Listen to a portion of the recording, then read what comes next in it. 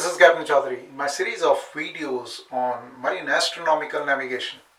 Today I want to do a very interesting kind of question. I want to know, say between 1800 and 1900 local time or the ship's time, which all stars, the conspicuous stars, bright stars are going to cross my meridian, or also my inferior meridian. So let me write this question. In position 40 degrees south, 121 degrees 15 minutes east.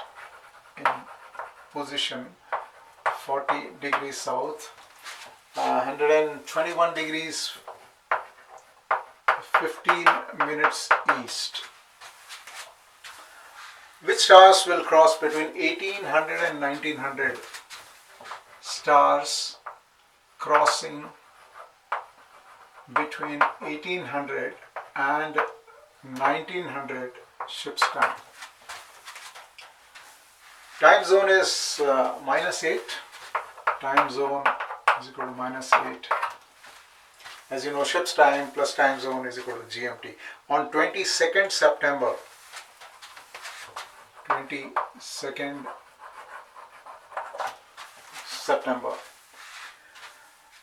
it seems the condition is list the stars only second magnitude and brighter. Like in my last video, I told you in these kind of questions, where you want to know stars suitable for ex-meridian, or which stars are going to be close to my meridian, or which stars will cross between a scheduled time. What we should do is we should find out 1800. Let's say out of these two times I target 1800 ship's time. As I know, ship's time plus time zone is equal to GMT. I apply time zone to it, -8, so that is 1000 GMT. Ship's time plus time zone is equal to GMT. So at 1000 GMT, I will try to see what is GH Aries, so what is LH Aries, I will find out, and then 360 degrees minus LH Aries is the SHA of the star which is on observer's meridian. So let's see what is the GH Aries. GH Aries is 151 degrees for 10 o'clock GMT, 151 degrees and 31.1. 151 degrees 31.1 minute is the GH Aries. This is GH Aries, to which I will apply the longitude. Longitude is 121 degrees and 15 minutes east. So longitude east, G least, so it would be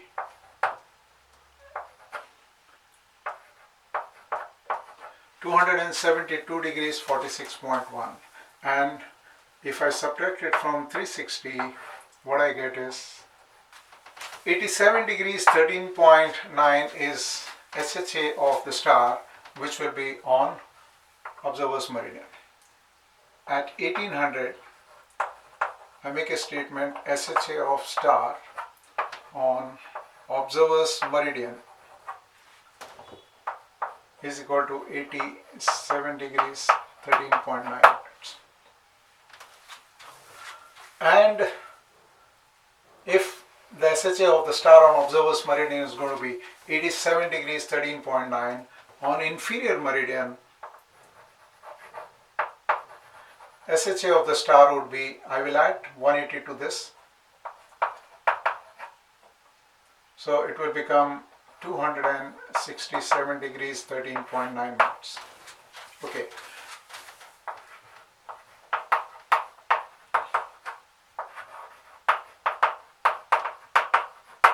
Now let us understand this on the polar diagram. Here is a diagram with north celestial pole center, and suppose this is observer's meridian. So this is observer's inferior meridian. Here is a star whose SHA is 87 degrees 13.9 minute. And here is another star whose SHA is 267 degrees 13.9 minute. Now, these stars in the apparent motion we are seeing at north polar diagram from top, and in the relative motion these stars, they appear to go westwards, clockwise or westward at the rate of 15.04 degrees per hour, we can say. So 15.04 or 15 degrees 2.46 minutes, whatever is convenient, you can take that. If the SHA of the star is 87 degrees 13.9, I will minus 15 degrees 2.5 from here. I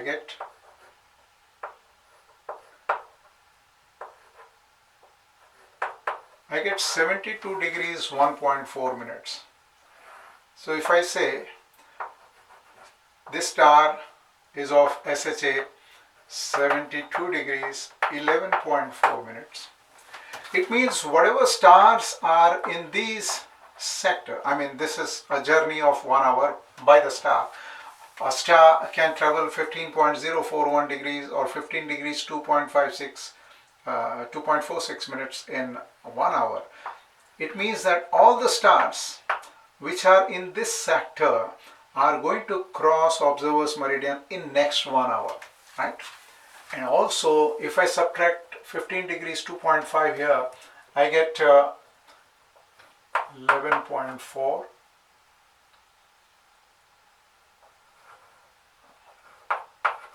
252 degrees 11.4. That means if I assume that there is a star on this meridian, the SHA of the star is going to be 252 degrees 11.4. That means whichever stars, maybe a few stars which can be seen. There are some stars which are going to be below the horizon, which I will not be able to see. But hopefully there is one or two stars, there are one or two stars which I will be able to see, which are crossing the lower meridian and also are visible above the observer's rational horizon. So here I get a window from 72 degrees 11.4 till 87 degrees 13.9. In this window, whatever stars are there of this SHA, they will be seen crossing observer's upper meridian. Of course, the condition is there that they should be seen above the observer's rational horizon, and at the same time there is another window. The SHA is between 252 degrees 11.4 and 267 degrees 13.9. All those stars will cross the lower meridian in next 1 hour. Maybe some stars will be seen above the observer's rational horizon. Several stars probably would be below the observer's rational horizon. So what I do is I go to the central part of the nautical almanac where all the stars are listed in the increasing order of SHA. And then I have to look at the stars whose magnitude is 2 or brighter. As you know, the star's brightness, whatever magnitude is shown in the almanac, as the value of the magnitude goes more and more down, they are actually brighter. Right? For example, Sirius we saw last time was of negative magnitude. Okay, we are supposed to pick up only the stars whose magnitude is 2 or brighter. So let us look at the list. First of all, talking about the crossing of upper meridian. So the range between 72 and 87 approximately.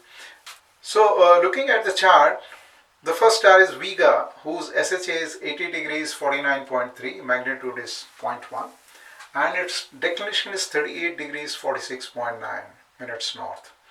And as you see, the observer's latitude is 30 degrees south.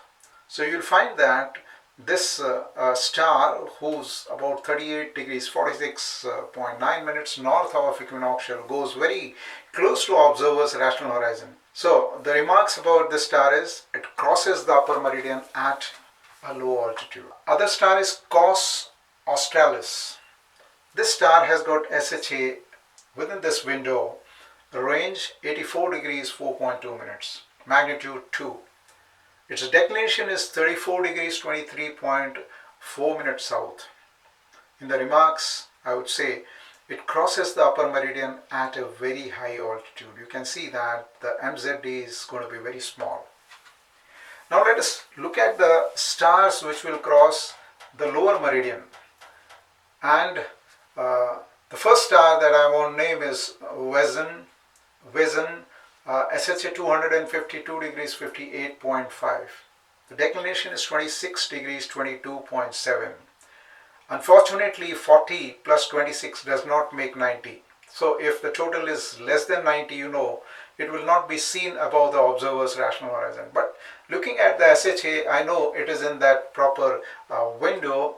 Which stars, the stars in that window are going to cross, the lower meridian. Next is Adhara, SHA 255 degrees 24.8. Once again, this star is crossing the lower meridian but will not be visible above the horizon. Then Sirius, SHA 258 degrees 47.5. Once again, declination is not sufficient so that the star is not seen above the observer's rational horizon. Alhina, SHA 260 degrees 40.8. Once again, star cannot be seen above the observer's rational horizon. Next is Canopus. This star's SHA is 264 degrees 3.1. A very bright star, negative 0.9 is the magnitude, and the declination of the star is 52 degrees 41.2. If I add this to 40, you will get the total as 92 degrees 41.2. That means the star will cross the lower meridian and it will have an altitude of 2 degrees 41.2 minutes above the rational horizon. And this is the only star which will be seen. The other stars are Mirzam, and Mars is the planet which will cross the observer's lower meridian, right? But they will not be seen above the observer's rational horizon. So I hope you enjoyed this question. It was an interesting question, something different than the normal calculation. Here, as a matter of interest, you want to know which stars are going to be close to the meridian, which stars could cross my lower meridian, etc.